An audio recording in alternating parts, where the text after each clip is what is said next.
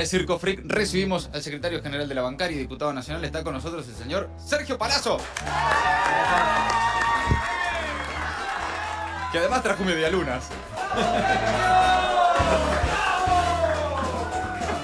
Nunca aplaudieron tanto a alguien en la historia de Gelatina. Acá trae de comer y esta gente va a ser muy agradecida. Bueno. Gracias por venir, ¿eh? No, ustedes. No, bueno, ya. Ahora sabemos por qué la gente vota a Milei. Muchas gracias. Esas facturitas. Hay que levantarla después de Rocco Carbone, ¿eh? No, un la fenómeno. puso de arriba. Un fenómeno. Pero quiero seguir en la línea de Sí. Rocco. Esta idea de... bueno, hay que luchar, ¿no? Frente a un gobierno que ya sabemos lo que es, lo que representa, ¿cuál es la alternativa? ¿Cómo se enfrenta, cómo se lucha contra un gobierno como el de Milei? ¿Desde el sindicalismo, desde la política? ¿Qué estás viendo ahí? Yo creo que hay que empezar a articular la diversidad de luchas que se generan por los propios problemas que el gobierno ocasiona a partir de una política de la crueldad muy marcada, en donde nada le importa que no sea quedar bien con su ideología, quedar bien con sus mandantes, que es la clase reaccionaria más grande de la Argentina que históricamente ha existido. Y creo que además de articular esas luchas para lograr acceder nuevamente al poder, lo que hay que hacer en parte y tomar como ejemplo es lo que hizo él, que es no renunciar a sus principios y a sus mandantes, porque nadie puede negar que él ha seguido una línea ideológica y si ha tenido que dejar gente en la calle o gente con hambre o gente enferma sin medicamento, lo ha hecho.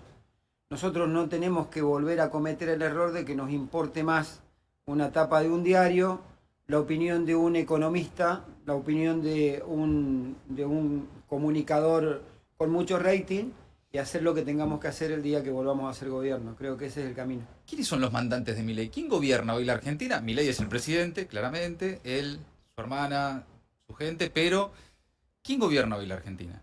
¿Quiénes están Qué buena a cargo? pregunta. ¿Quiénes están a cargo de...? Yo creo que el presidente de la Argentina hoy en la cosa diaria se llama Federico Sturzenegger. Creo que Sturzenegger es quien maneja el Estado argentino a gusto y piacere y sin ningún tipo de posibilidad de controles. Creo que los negocios, la plata, el dinero, las rentabilidades de las grandes empresas y corporaciones la maneja el ministro Caputo. Y ellos se sustentan sobre la base de quien le garantiza la represión en la calle, que es Patricia Bullrich. Ese es el tridente. Lo demás se llama Javier Milei, que es un conferencista internacional que le gusta ir a hacer papelones al exterior. El verdadero triángulo de hierro no es Caputo, su hermana y Santiago Caputo, Milei, su hermana y Santiago Caputo, sino el verdadero triángulo de hierro son Sturzenegger, Caputo y Bullrich. Así es, tres hombres del PRO. Que estuvieron en el PRO, Sturzenegger, Bullrich, bueno, Caputo no, pero Cavallo. Son domadores de camiseta. Estuvieron en la Alianza, o sea, Sí. justo los dos anteriores gobiernos muy exitosos de... Alguna vez dijeron que tenían más camiseta que el Tuit y Carrario, así que...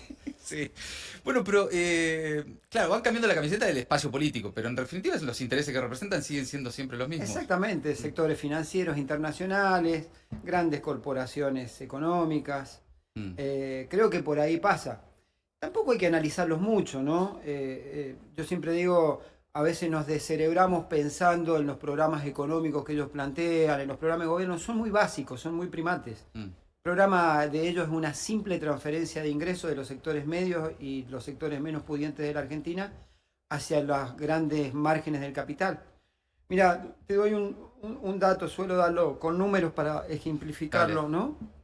Cuando vos haces la cuenta que si los salarios y los ingresos hubieran venido paralelos a la inflación, no hubieran habido aumentos salariales, simplemente ajustes por inflación en la Argentina, no hubiera habido la transferencia, escuchá bien, de casi 62 billones de pesos se han transferido.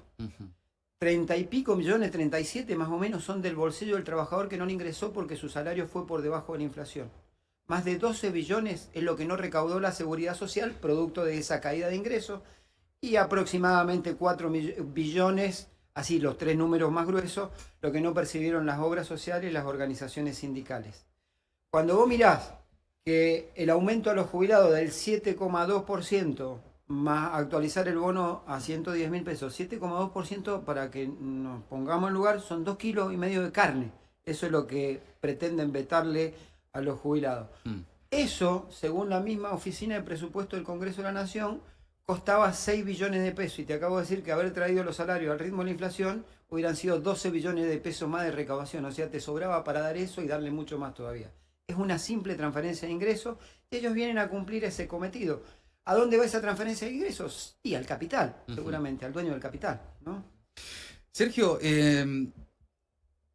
Sturzenegger justamente dijo hace poco que haber echado 50.000 ñoquis del Estado hizo que se generaran miles de puestos de trabajo en el sector privado, ¿no? Y habla de que las paritarias le están ganando a la inflación. Bueno, ¿qué ves en más allá del relato, ¿no? ¿Qué hay verdaderamente en esa lógica? Hay una mentira absoluta por un lado, un cinismo total, y creo que es tomar de tontos a todos los argentinos y a las argentinas. Cuando uno observa, primero que no son 50.000 ñoquis, quiero reivindicar el empleo público, porque creo que detrás de cada trabajador de la administración pública que termina despedido es una política pública menos, Ujú. y esto es lo grave que sucede. Lo segundo, no se generaron nuevos empleos, hay más de 100.000 empleos menos en el sector privado, es decir que en lugar de generar empleo hubo caída del empleo. Y cuando uno mira el nivel de ingreso, más del 60% de los trabajadores, que no es un problema exclusivo de este gobierno, ya venía con nosotros también, Ujú. más del 60% de los trabajadores registrados son pobres en la Argentina. Con lo cual es mentira que las paritarias le ganan a la inflación, es mentira. Ellos pueden tener un ancla que pueden decir, bueno, la inflación bajó al 1,6, estaba... Pero hay una simple cuenta que hay que hacer. Cuando el dólar estaba a 1.600, 1.700, el kilo de carne valía 1.300, hoy el dólar está a 1.200, el kilo de carne vale 13.000 pesos, Ujú. 10.000 o 6.000 según el corte que vos vayas a buscar. Quiere decir que la inflación diaria existe y también existe, y por eso también uno tiene que empezar a analizar cómo se constituye ese INDEC Ajá. o ese índice de precios, la ponderación que uno tiene que hacer. Cuando vos mirás determinados indicadores, vos tenés, por ejemplo, una crecida en materia de servicios porque incrementaron los servicios y vos antes tenías un porcentaje determinado de tu ingreso para pagar servicios, hoy es más elevado. Y cuando mirás, por ejemplo, en el tema financiero, que es un tema que nosotros lo observamos porque vengo del sindicato bancario, cuando ves en dónde creció el crédito en consumo, en las tarjetas de crédito, y creció el crédito en consumo en tarjeta de crédito en supermercado. Sí. Quiere decir que la gente empezó a pagar más servicio, a comer menos y ya ahora a financiar lo que come, lo cual ya está en un estadio bastante grave y que puede tener consecuencias sociales bastante rápidas. Y además hay las dos Argentinas, ¿no? Porque también crece muy fuerte la utilización de tarjeta de crédito para viajar al exterior, ¿no? Eso también está pasando, o para traer de afuera, comprar y demás. Y al mismo tiempo la tarjeta de crédito en el supermercado para comprar comida, ¿no? Hay como una fractura, una Argentina a dos velocidades, ¿no? Bueno, ¿Qué ves ahí? Cristina lo decía con mucha claridad, inclusive nos mandó un audio a nosotros en el Congreso nuestro de la bancaria, Sí. que se lo agradezco profundamente, cuando hablaba de los dólares que se van, ¿no? El primer mes de levantamiento del cepo, 1 millón de argentinos, sí, aproximadamente 1 millón de argentinos compraron 2.220 millones de dólares y fueron 18, 19 días. Uno puede decir, bueno, hubo mucho tiempo de restricción de acceso al mercado cambiario, la gente quería comprar, otro quiso posicionarse en moneda duro, su pequeño ahorro que tenía de 5, 6, 7 millones de pesos. Pero el segundo mes fue un número parecido. Es decir, que hay una salida de dólares constante y agregale, yo me acuerdo que se hablaba cuando más era ministro, inclusive en los 30 breves días y muy valiente que asumió la responsabilidad Batakis, se hablaba del dólar Qatar porque estaba el Mundial. Espérate que venga la cuenta de dólares de junio del Mundialito, Ujú. porque yo vi muchísimos argentinos ahí que seguramente han consumido y va a venir en dólares. Todo eso va provocando una caída de reserva y una fuga de dólares que es muy parecido a lo que ya nos pasó en el 2017 con Caputo en el mismo lugar, ¿no? Uno de los números también que pone sobre la mesa el gobierno es que está creciendo la actividad económica, te dicen. Vos después vas al desagregado y claramente está empujado por justamente la intermediación financiera, ¿no? Los bancos, entre otros. ¿Qué pasa con todo? Bueno, vos como representante de los trabajadores cerraron paritarias hace poco, ¿no? Además, Sí, ayer o antes de esta ayer semana. firmamos el Sí. acuerdo, venimos paralelo a la inflación, lo cual no es que nos deje satisfecho, pero por lo menos sé que nos va menos mal que a otras actividades, ¿no? Ujú. ¿Qué pasa con esas otras actividades? Porque veo que también empiezan a confluir en la calle, en la lucha, aquella movilización al Ministerio de Sturzenegger, justamente, de un frente sindical que incluía sectores Muy muy variado. distintos entre sí, muy variados. ¿Qué pasa con esa otra Argentina, la Argentina productiva? ¿Qué pasa hoy con el mundo de los trabajadores?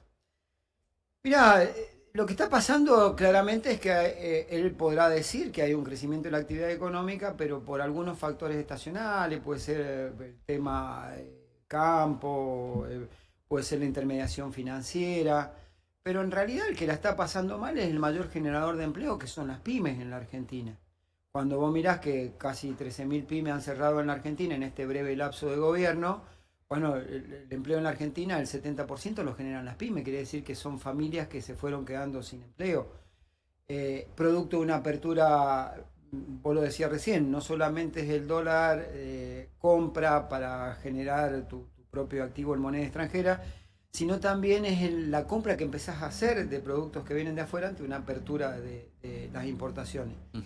Mientras el ídolo de Milley, que es Trump, te pone aranceles para cuidar sus industrias, sus empleos y su economía, acá liberamos todo para que ingresen todos los productos de todos lados. Me Ujú. parece que es un error que tiene consecuencia. Podrá tener crecimiento en algunos sectores, pero no son en los sectores que generan empleo ni producción.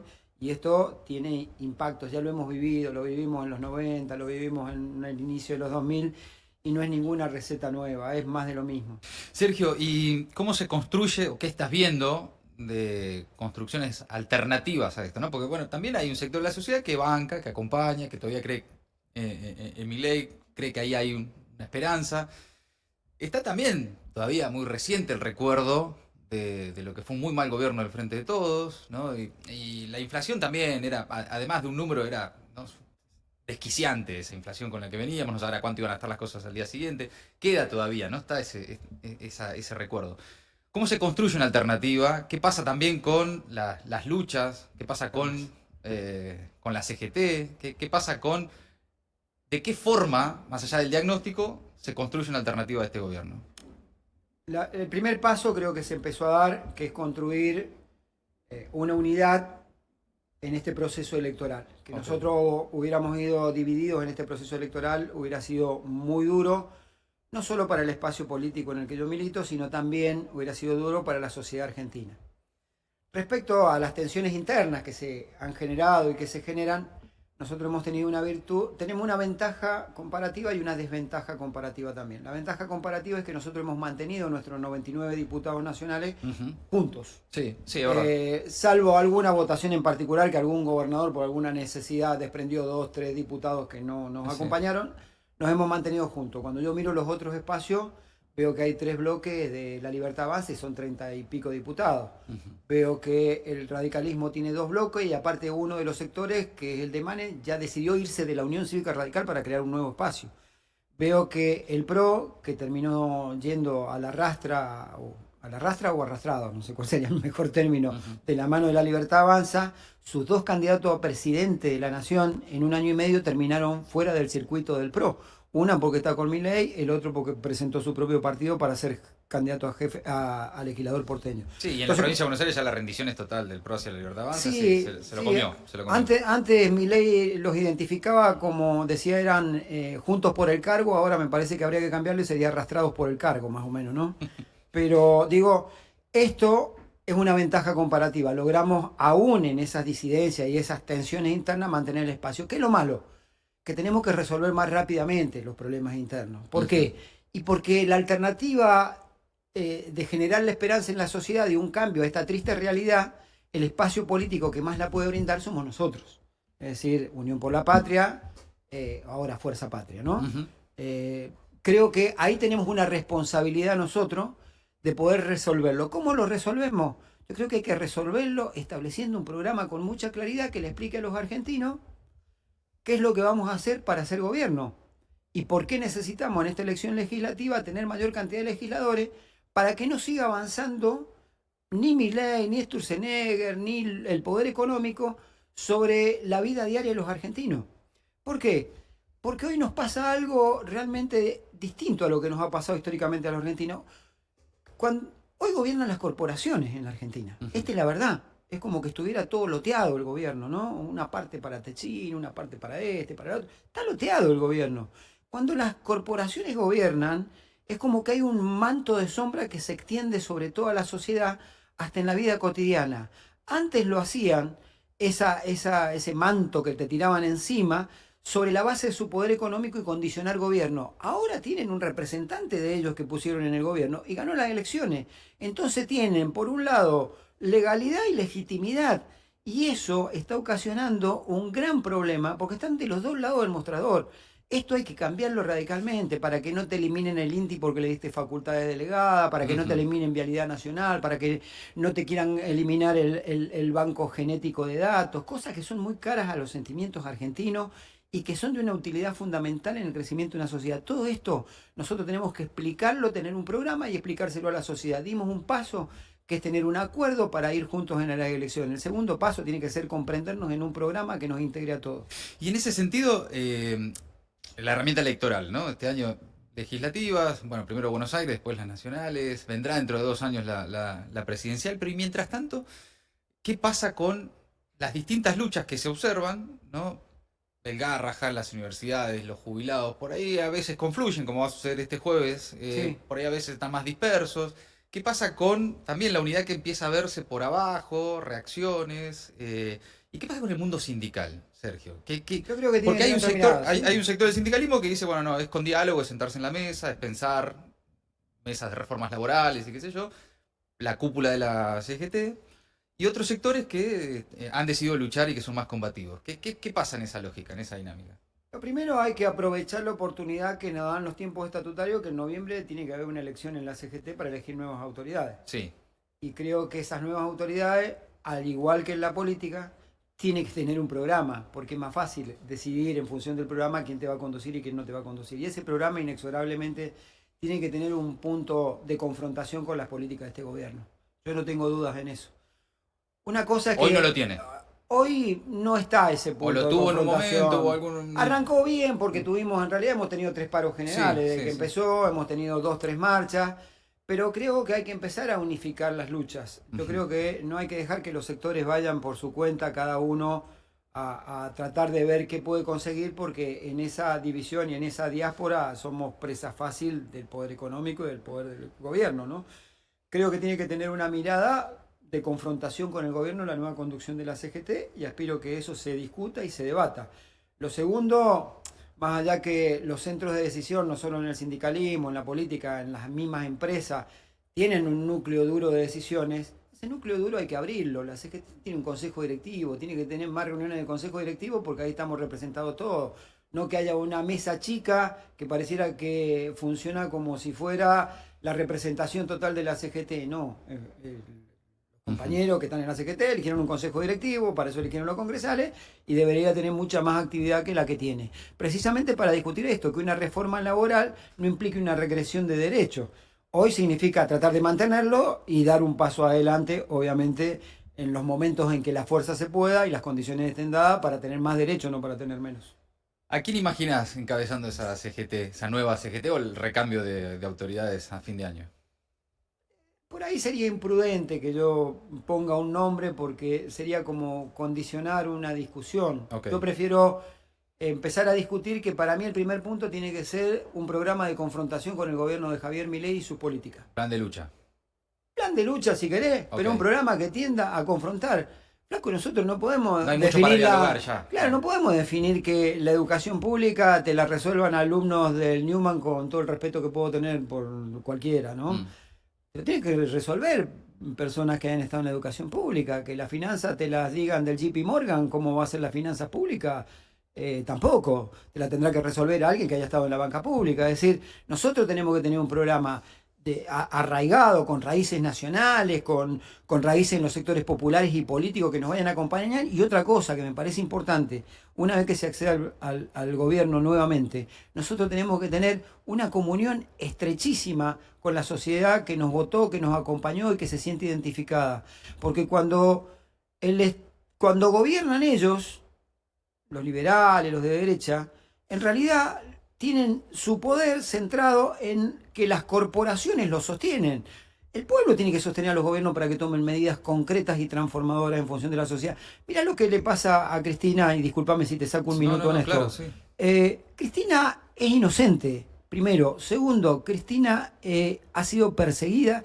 Y tercero, Cristina es la política más importante de la Argentina, que la han proscripto precisamente por haber tenido el coraje, junto a su compañero de vida, Néstor Kirchner, de haber mejorado la vida de los argentinos confrontando con las corporaciones. Yo siempre digo que Cristina es el objeto de deseo lacaniano de ver la presa que tuvo siempre el poder, pero que en el fondo lo que quisieron fue encarcelar las políticas de inclusión y de confrontación con las corporaciones que tuvo Cristina para mandar un mensaje disciplinador que nadie se meta con el poder porque ellos son el poder.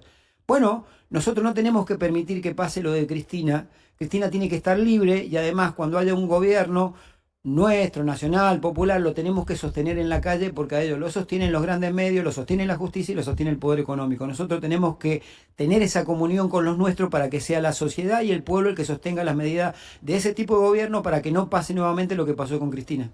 Sergio, por último, más allá de los nombres, pero la disputa que hay en la provincia de Buenos Aires, la figura de Axel Kicillof, la proyección, también las tensiones justamente con Cristina, ¿cómo te posicionás ante eso? ¿Qué proyección le ves a los distintos referentes, por lo menos a los más visibles, pensando justamente en un futuro gobierno? Mira, creo que dentro de nuestro espacio hay muchísimos gobernadores, ¿no? Axel Kicillof, no muchísimos gobernadores hoy, han sido o son gobernadores con aptitudes y capacidades para discutir un liderazgo y ser el día de mañana el presidente de los argentinos. No descarto y por el contrario voy a trabajar por la libertad de Cristina para que también sea una de las referentes, es sin duda la referente más importante de la política argentina. Ya pasó con Lula, estuvo detenido, volvió y fue presidente, tranquilamente puede ser Cristina nuevamente presidenta. Pero creo que hay muchos compañeros y compañeros. Yo no los centro en uno ni en otro. No tengo por costumbre hablar mal de mis compañeros de ruta y de destino político, pero creo que hay muchos que puedan ser. En ese lugar yo estoy parado, obviamente, al lado de Cristina, porque ha sido quien durante mucho tiempo le dio voz a los argentinos que no tenían voz. Durante mucho tiempo fue la generadora de políticas de inclusión y de políticas que le sirvieron al grueso de la sociedad argentina e hicieron un pueblo más feliz. Y voy a estar al lado de ella, obviamente pertenezco en todo ese mundo, pertenezco a ese espacio. Mira, hay una definición muy buena que viendo la hermosa biblioteca que tienen, les recomiendo un libro de Slavoj Žižek, un pensador esloveno, filósofo, psicólogo, que dice que en la lenta agonía del capitalismo, en sus nuevas formas ideológicas, pretenden hacernos creer el paradigma de la falsa libertad a cambio de la sumisión absoluta. Y es una definición fantástica de lo que significa la política hoy, ¿no? Y creo que para no tener esa sumisión absoluta que pretenden, necesitamos líderes como Cristina, también como Axel, como todos los gobernadores que estuvieron, que están, y con dirigentes políticos importantes, liderando las luchas populares para que la sociedad no caiga en la sumisión y vuelva a tener esa capacidad de indignarse ante la injusticia, luchar y cambiar la triste realidad que hoy tenemos. Sergio, gracias por haber venido. Gracias a por estar en Gelatina. Primera vez en este estudio, además. Y gracias por las medialunas. Chicos, quedaron medialunas. ¡Vamos! Es el cuarto aplauso. Trajo medialunas. Me fui más aplaudido que Rocco Carbone, pero por las medialunas. No, y además nos deja. Mirá el equipo de mate que nos deja. Bueno. Para pasar las mañanas, así que gracias a ustedes y felicitaciones por sostener espacios como este. Muchas gracias. Sergio Palazzo, amigos, amigas, en la mañana de Circo Freak.